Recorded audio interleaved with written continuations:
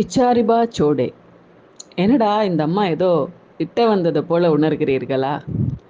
என் சிந்தனைக்கும் என் பேச்சுக்கும் காத்திருக்கும் என் அன்பான தோழமைமிக்க சகோதர சகோதரிகளுக்கும் வருங்கால தலைவர்களான மாணவ மாணவியர்களுக்கும் இந்த விழிப்புணர்வு பதிவு சமர்ப்பணம். அனைவருக்கும் அன்பு வணக்கம். திருச்சியிலிருந்து இயற்கை மருத்துவர் மற்றும் சமூக விழிப்புணர்வு சிந்தனையாளர் வெண்பா அனிதா பிரகாஷ் பேசுகிறேன். இச்சாரிபா சோடே. இரண்டாம் உலகப் போரில் ஜப்பான் சுமார் 2 லட்சம் வீரர்களை இழந்தது.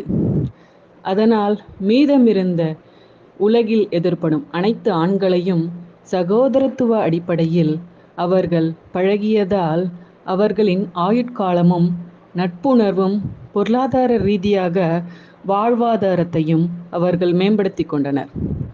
ஒகினாவா மாகாணத்தை சேர்ந்த மக்களால் இது ஜப்பான் முழுவதும் பரப்பப்பட்டது. அதனால் மேம்படுத்தப்பட்ட ஆரோக்கியமான சகோதரத்துவ அடிப்படையிலான உறவுகள் வளப்படுத்தப்பட்டன. அதனால் ஜப்பான் இன்று வளர்ந்த நாடாகவும் திகழ்கிறது. நம்முடைய இன்றைய சமுதாயம் எதை நோக்கி பயணம் செய்கின்றது என்பதை கொஞ்சம் சிந்திக்க வேண்டும். உறவு நலம் வெகு நுட்பமாக பாதுகாக்கப்பட வேண்டும். ஆண் பெண் உறவு கண்ணியத்தை மீறாமல் சகோதரத்துவ நலம் தூய்மையாக பாராட்டப்பட வேண்டும். நாம் அனைவரும் மனிதர்கள் தானே. காட்டிலோ ரோட்டிலோ வாழும் குரங்கோ நாய்களோ அல்லவே. வரம்பு மீறிய உறவுகளால் பாதிக்கப்படுவது தவறாக உறவு கொள்வோர் பெற்ற பிள்ளைகளே.